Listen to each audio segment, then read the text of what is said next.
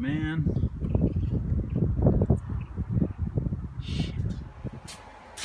So, this can't be good. I'll get under the car here. Issues with fuel filler neck. As you can see, corroded to the point where it's breached and now destroyed my driveway in the process. Leaked out, and as you well know, asphalt and gasoline, bad mix. So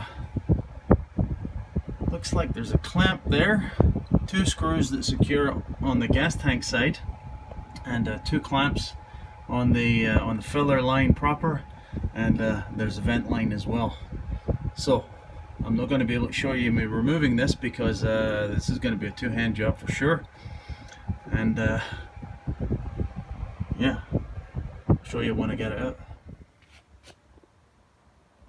Okay, so let me start by telling you, do not do this job if you can at all on ramps, for the simple reason you're going to have to remove the wheel well liner, and that never occurred to me when I put it on ramps, but I was already committed to the job, and the filler pipe was actually halfway out, so I couldn't really change tact, so it makes it annoying and difficult to try and remove the liner with the wheel on still, of course.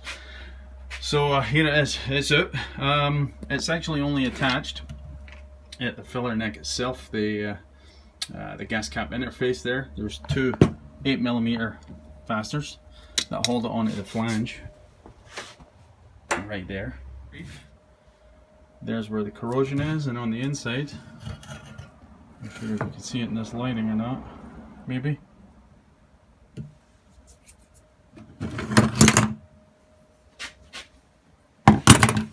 Sorry.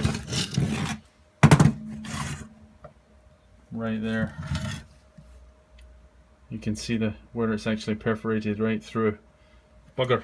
It's a shame because it seems like it's quite well made actually. You can see they've gone out of their way to put an anti-corrosive compound of some sort to seal it.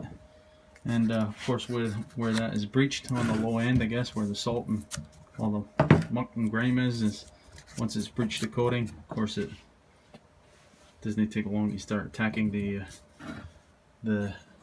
metal of the pipe itself. So yeah, there's 2 clamps, both of which you can count on replacing because they're corroded to oblivion. This was just a gear clamp, like a Jubilee clamp, and this one here for the vent pipe. The vent pipe goes up to the top of the filler neck like every other vehicle, I guess. I actually cut this just to facilitate the removal. Of course the whole assembly is garbage, so I just cut this so I could actually twist this to remove it from the flexible vent line that it interfaces with. That's just a Corbin clamp on that side, so 2 clamps. There's one other bolt, 10mm bolt, that secures it to this tab here, clamps to the structure itself, through bolts to the actual frame of the vehicle.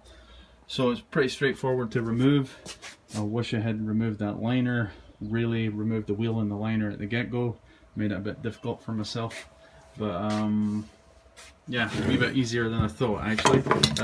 This clamp was a bitch, I had to cut it off, but what's new, right? So unfortunately I'm going to keep this brief, boys.